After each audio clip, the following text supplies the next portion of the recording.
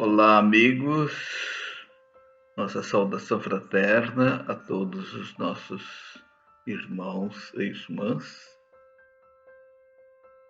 Estamos iniciando mais um vídeo, dando sequência a esse nosso projeto de gravar vídeos com comentários sobre o Evangelho de Jesus à luz da doutrina espírita. É com prazer que nós estamos de volta fazendo mais um, recomendando que os irmãos que ainda não tomaram conhecimento do nosso canal no YouTube, que é só entrar lá no YouTube e digitar o meu nome. O canal tem o meu nome, é Luiz com Z, Luiz, L-U-I-Z, Miller.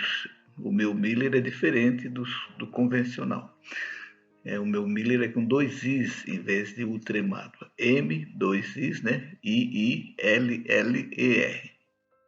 É só entrar Luiz Miller com essas características que já estarão entrando na relação, na listagem, que é bastante grande, de vídeos que estamos gravando e vamos continuar gravando para cada vez mais difundir, né, espalhar a mensagem de Jesus com a elucidação espírita. Hoje nós vamos conversar um pouco sobre a parábola dos talentos. Né? Essa parábola está lá em Mateus, no capítulo 25, e é uma parábola que mexe bastante conosco, né? Porque nós deixamos o plano espiritual e viemos aqui para esse plano físico, em uma nova existência, uma nova encarnação, né? Uma reencarnação, né? Com um programa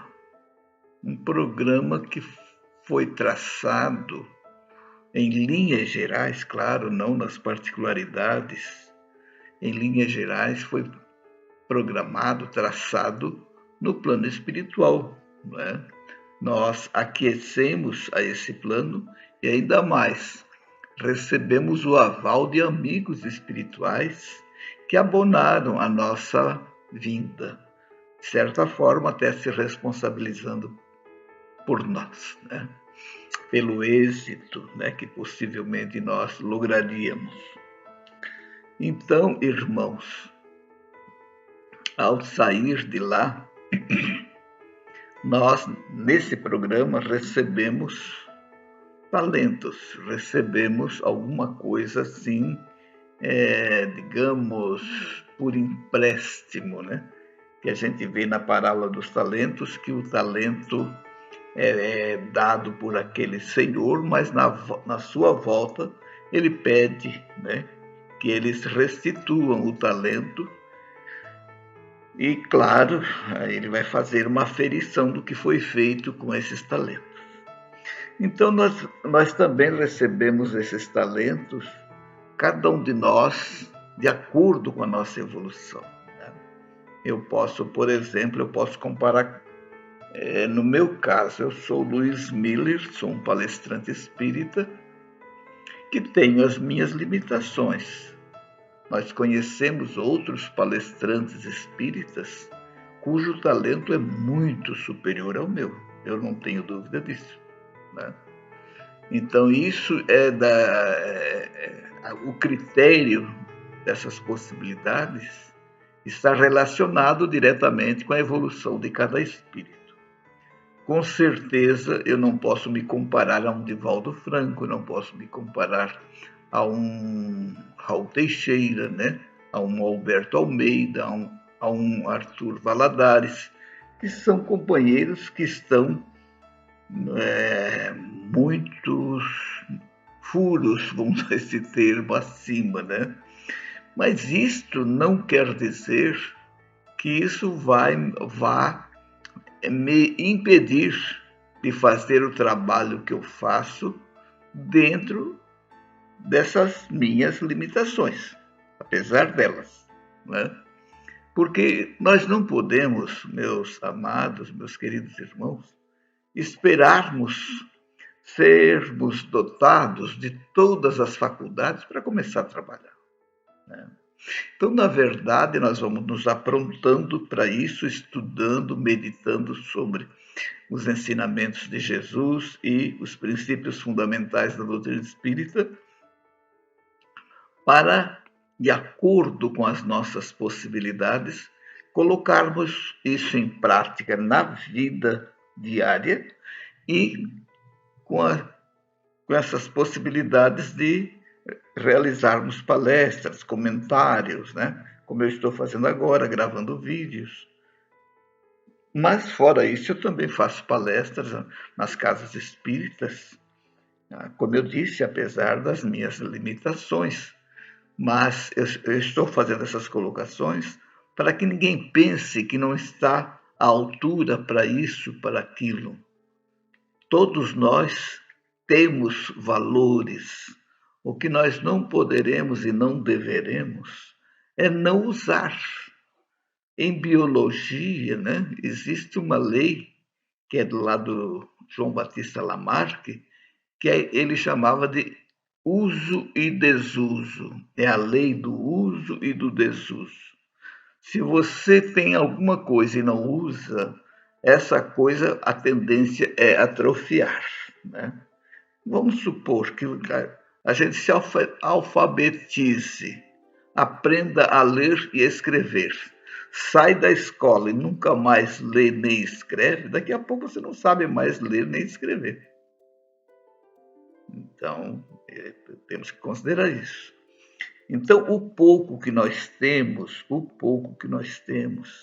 precisamos aplicar, né? Então, eu gosto de comparar, por exemplo, paciência, né? Nós temos pouco, acho que a maioria tem pouco, a porcentagem de paciência é muito pequena, mas não é zero. Nós temos um pouco, com certeza que temos. Cada um está num nível, né, com seu percentual dessa virtude fantástica que é a paciência. Com tolerância, a mesma coisa, né? Então, tudo começa pelo pequeno, né, para o grande, para partir para o grande.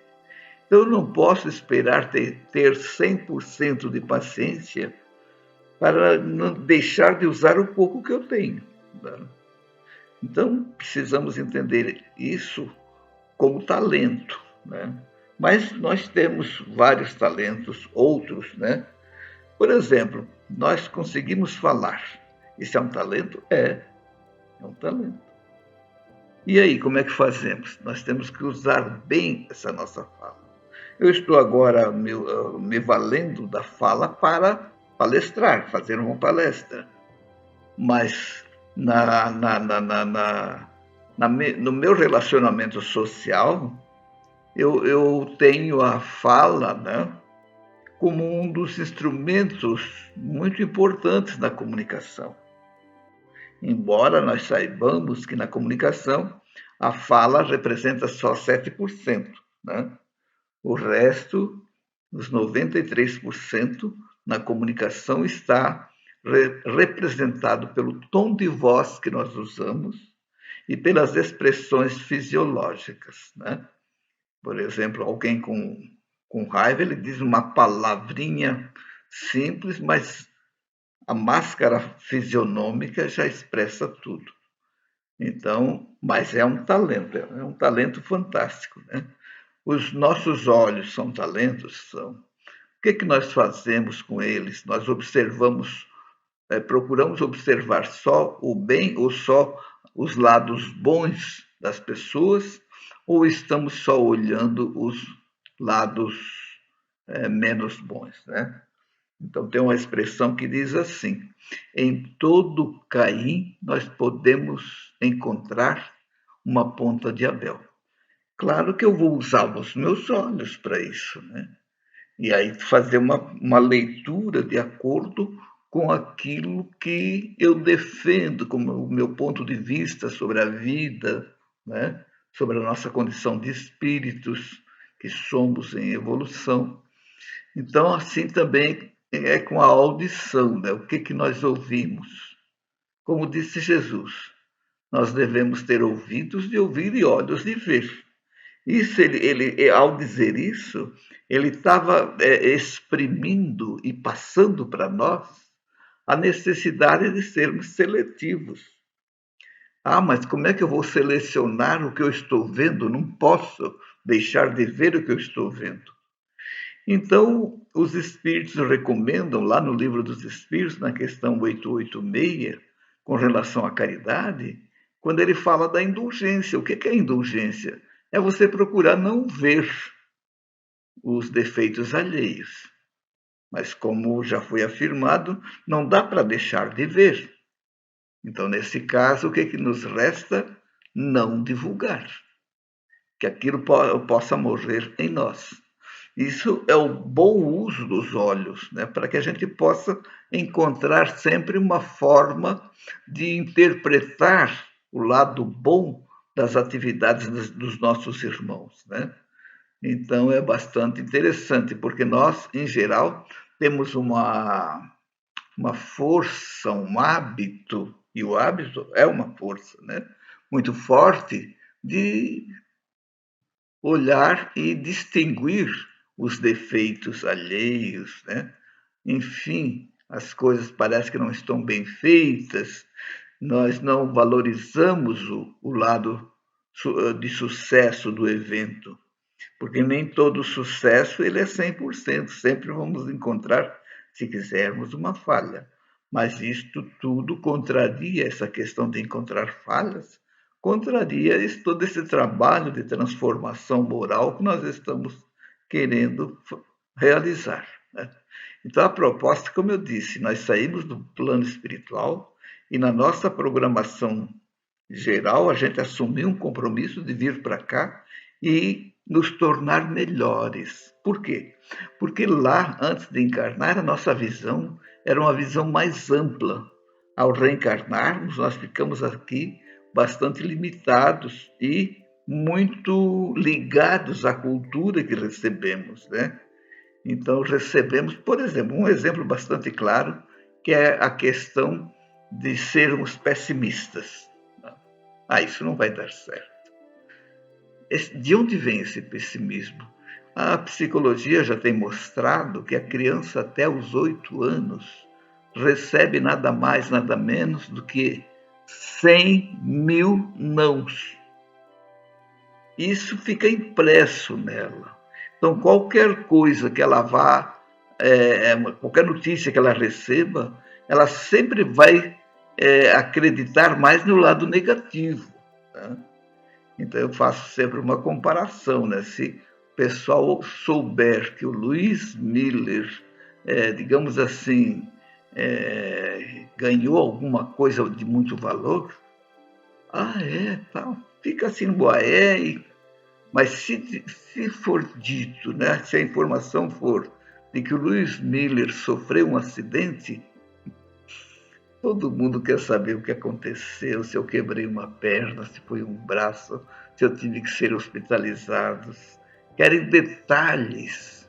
Por quê? Porque aqueles nãos estão muito fortes na nossa personalidade, onde para nós parece que tudo é impossível. Só o que vence é o lado negativo, né? O chamado mal. Então, de certa forma, explica, mas não justifica, porque nós temos as noções, embora recebamos isso dos nossos familiares, né? Esses tantos nãos, mas nós temos o grande mestre, nós somos cristãos, né? Como cristãos, nós temos todas as melhores diretrizes traçadas no Evangelho de Jesus, né? Para que, seguindo essas diretrizes, nós possamos trilhar o caminho em direção a Deus, que foi para isso que nós reencarnamos, né? E também essa encarnação, nela consta a importância de nós estarmos, por exemplo, no grupo familiar, fazendo as nossas necessárias reconciliações, né? Porque na família é natural e acontece diuturnamente, né? O reencontro de afetos de pessoas que nós gostamos tanto, um irmão que a gente ama muito, um primo que a gente ama muito, mas também tem aquele que nós temos o desafeto, inclusive né, mais direto com irmãos, etc. Então, de onde vem isso? Né? Essas aversões, elas foram plantadas por nós no passado.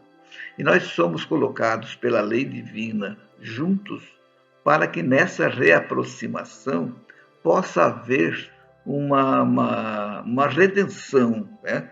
Uma reconciliação, uma reaproximação agora de modo fraterno, que lá no passado a aproximação não foi fraterna, foi uma aproximação muitas vezes litigiosa, contundente, né? E que gerou essa aversão nesse nosso parente, que agora estamos juntos e, graças ao esquecimento do passado, nós não sabemos o que um fez para o outro, né? Nem que o outro fez para o um. Então, estamos juntos para que agora a gente possa desenvolver fraternidade, desenvolver afeto. E aí a gente vê a importância dessas festinhas, né, que ocorrem nas famílias, quão são importantes essas reuniões festivas para aproximar, mesmo que ali haja desafeto, mas é o momento da gente abraçar, é o momento da gente apertar a mão, é o momento da gente dar um sorriso, olá como você está, como está passando, mas de uma forma sorridente. Vocês não imaginam como o sorriso abre portas, porque é uma forma gentil de a gente se aproximar, é uma forma gentil de a gente se pronunciar, né? Então não resolve chegar sisudo, de senho fechado, porque viu alguém que você tem discordâncias, né, a respeito dessa pessoa. Então, nós estamos aqui encarnados exatamente para desenvolver os talentos que recebemos e hoje a gente pode observar, né? Por exemplo, nós estamos na doutrina espírita. A doutrina espírita nos oferece uma série de circunstâncias para desenvolver qualidades em nós. Qualidades são talentos, mas na medida em que a gente vai desenvolvendo, nós já vamos podendo ir trabalhando. Que na medida em que esse trabalho é desenvolvido, aquela virtude também vai sendo ampliada, vai sendo desenvolvida, seguindo aquela lei lamarquiana, né, da lei do uso e do desuso. Então vamos usar, né? Então nós estamos aqui no Brasil, né? Nós temos o costume de chegar e nos abraçar.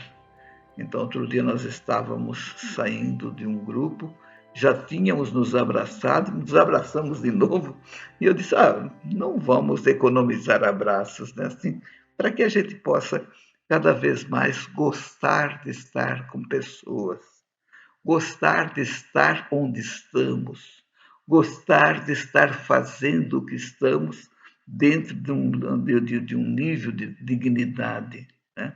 Que seja prazerosa todas as nossas ações, nossas atitudes, nosso trabalho, que é com isso que nós vamos desenvolvendo aquilo que é tão necessário ao nosso coração, que se chama afeto. Precisamos cada vez mais sermos afetuosos, as pessoas gostarem de estar conosco e nós cada vez mais desenvolvendo esse afeto no coração, porque o afeto, o sentimento, é a grande expressão do amor, né? Porque é claro que nós precisamos fazer a caridade, porque é o amor em ação. Mas caridade sem afeto, né? sem esse sentimento de fraternidade, com esse gosto de estar fazendo aquilo que você está, ela fica uma coisa meio vazia, né? Como disse Paulo de Tarso, ela vai soar como um símbolo. O que é o símbolo? Os símbolos são aqueles dois pratos da banda de música, né? Que vai batendo. Ele é muito bonito, mas não tem vida, né? Então, a vida nós colocamos com os nossos afetos, né? Então, irmãos, esta parábola dos talentos vem contar a história daquele homem que vai viajar, vai sair fora da sua terra e que distribui, chama algumas pessoas. Para um, ele dá 5 talentos, para outro, ele dá 2 talentos e para outro, ele dá 1 talento. Mas, passado o tempo, ele volta. Ele volta e ele vem aferir, né, o que foi feito com aqueles talentos. Né?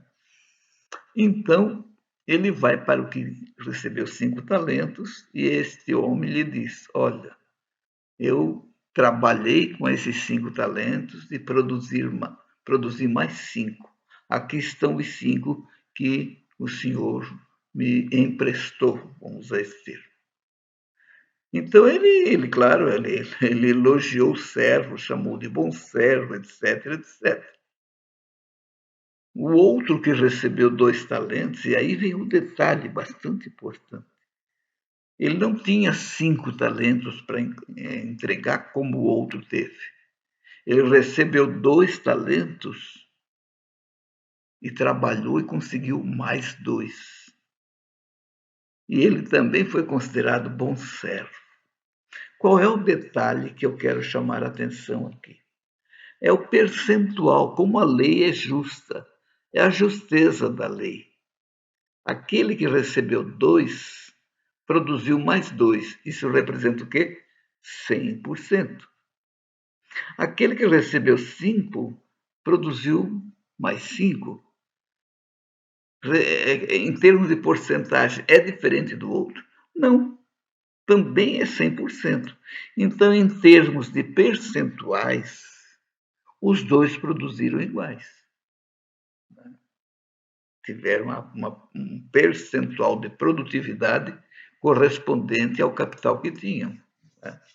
O grande problema foi com o outro. Né?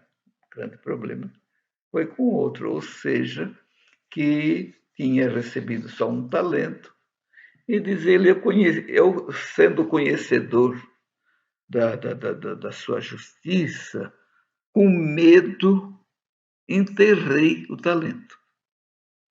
Um talento enterrado é alguma coisa que não produz, né? Porque não é uma semente. Uma semente você enterra, ela germina e produz. Mas o talento não é isso. O talento enterrado, essa coisa de dizer que ele está enterrado, é uma metáfora, né? Para dizer que ele não produziu, que ele não aplicou, que ele não fez nada para multiplicar, né? Porque muita gente faz a comparação como esse de um poderia ter feito.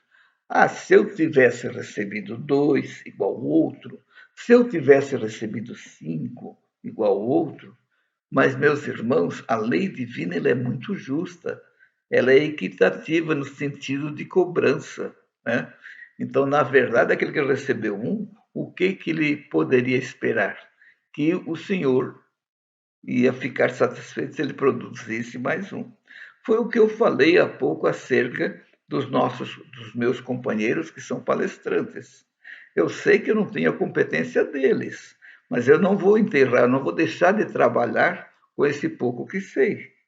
Então é mais ou menos isso. Desculpem eu estar usando a minha pessoa, mas só para dar um exemplo, né, que eu não vou esperar ser um Divaldo Franco para poder trabalhar.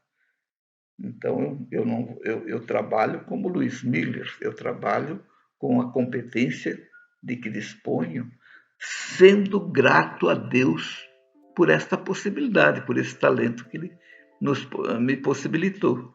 Agradecido. Como agradeço a todos que me convidam para a palestra, eu costumo dizer que eles são meus patrões, porque eles estão me dando emprego, fazendo com que eu possa produzir, com que eu tenha um campo para atuar. Né?